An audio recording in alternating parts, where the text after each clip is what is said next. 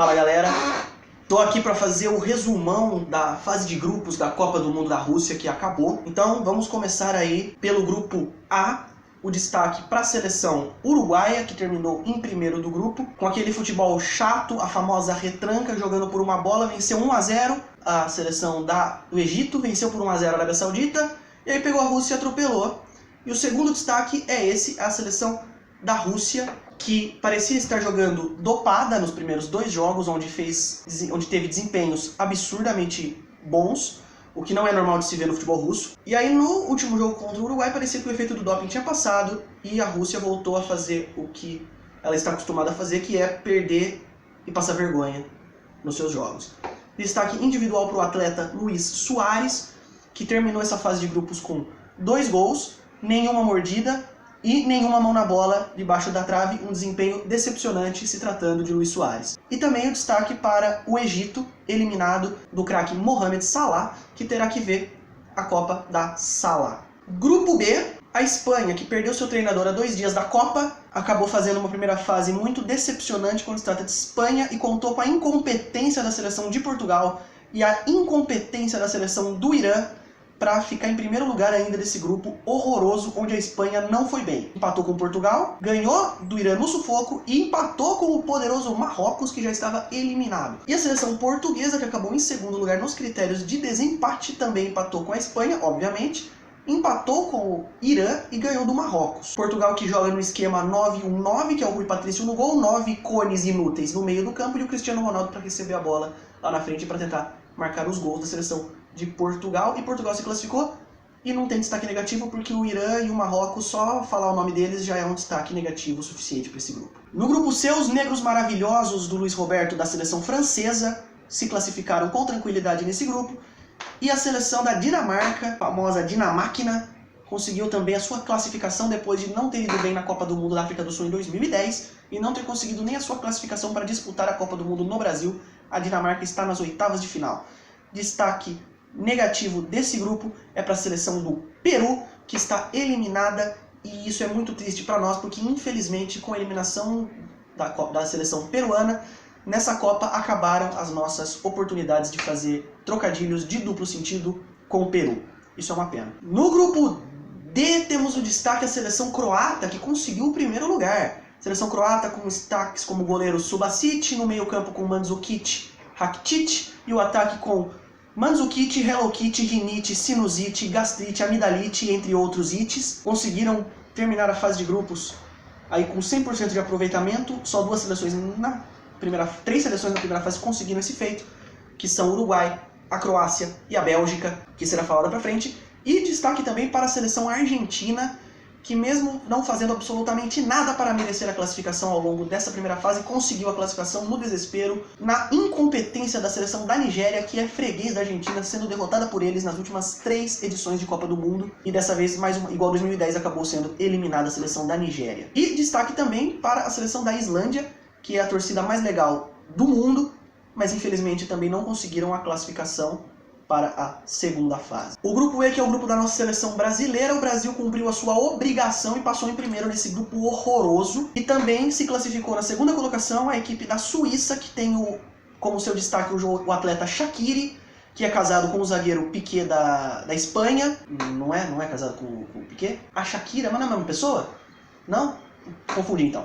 E destaque negativo desse grupo fica para a seleção da Costa Rica, que foi eliminada.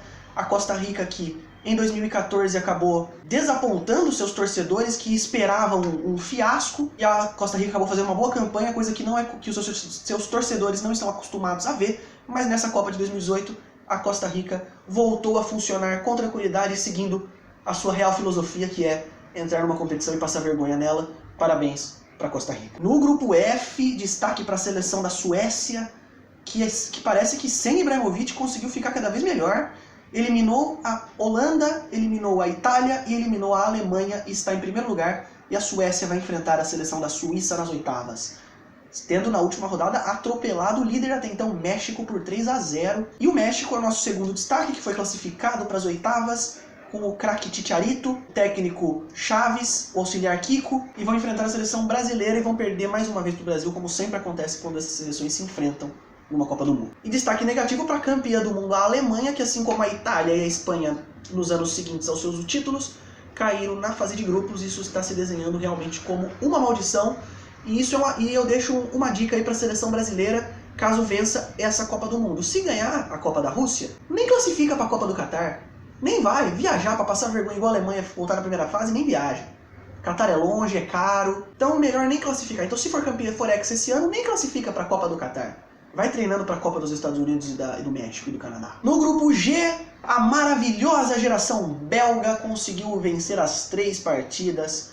Destaque para a última vitória contra a seleção inglesa, que é a única seleção profissional desse grupo, juntamente com a Bélgica, porque o resto é amador.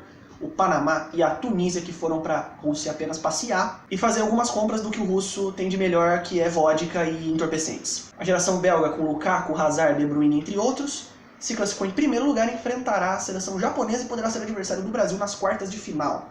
E a seleção inglesa, do Harry Kane, acabou ficando na segunda colocação e pegou a chave mais fácil do mata-mata da Copa, enfrentando a Colômbia e nas quartas pegando o vencedor de Suécia e Suíça.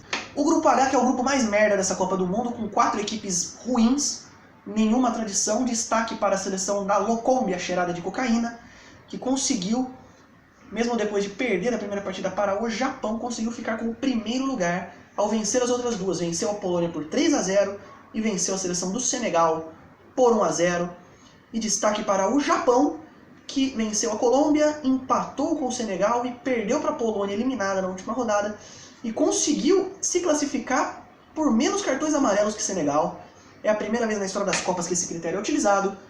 E os japoneses, menos agressivos que os africanos, por razões óbvias que eu não preciso explicar no vídeo, porque senão o conteúdo fica mais 18 e aí o YouTube dá uma bloqueada. Mas vocês entenderam, né, o porquê que o Japão é mais inofensivo que Senegal, né? Não precisa explicar. O destaque negativo é para a Polônia, do atleta Robert Lewandowski, que joga no Bayern de Munique, que ficou extremamente assustado ao entrar em campo com esse time da Polônia e ver tanto jogador de péssima qualidade ao seu lado ao mesmo tempo, coisa que não acontece no Bayern. Isso acabou atrapalhando um pouco o desempenho do centroavante Lewandowski. Então chegamos às oitavas de final da Copa do Mundo da Rússia. A França dos Negros Maravilhosos enfrenta os amigos do Anão da Argentina no sábado às 11 da manhã. Às 3 da tarde, se enfrentam o Uruguai, do Luis Soares, contra a seleção do Cristiano Ronaldo, que devia ter a foto dele no lugar do escudo, porque ele carrega essa seleção nas costas. No domingo de manhã começamos com Espanha e Rússia. O time que não tem técnico pega os anfitriões. Vamos ver se eles vão recarregar aí o doping, né, para ver se voltam a fazer uns bons resultados, porque parece que contra o Uruguai o doping não funcionou muito bem. E também nesse dia à tarde, Croácia e Dinamarca, que é um puta jogo merda pra passar no domingo à tarde da família brasileira. Na segunda-feira, a seleção brasileira joga contra o México de manhã, e se não ganhar, o couro vai comer, e a gente vai tacar fogo em ônibus, porque o brasileiro é imbecil, e é isso que o brasileiro faz quando o time dele perde. E à tarde tem a partida entre a Bélgica e o Japão, que pra mim a Bélgica vai dar um atropelo no Japão, porque o Japão realmente é inofensivo. E na terça-feira acabam as oitavas com uma partida de manhã entre Suécia e Suíça. Outro jogo merda, mas pelo menos esse é na terça-feira de manhã e provavelmente ninguém vai assistir essa partida. E à tarde encerram-se as oitavas com Colômbia e Inglaterra, que é um jogo de uma seleção bosta que muita gente acredita e uma seleção boa que pouquíssima gente acredita, então aí a gente vai ter um bom jogo. Essas são as oitavas. Então esse foi o resumo da primeira fase da Copa do Mundo. Curta, comente, compartilhe, se inscreva, clica no sininho. Link do canal do FK Paródias, que é parceiro nosso aqui do canal, na descrição. Se inscreva no canal dele. Link também dos canais do meu amigo Pedro, que canta as paródias pra gente. Se inscreve também nos canais dele. Aquele abraço, confira as últimas paródias que saíram sobre a Copa do Mundo, que estão muito bacana. E até a próxima. Fui!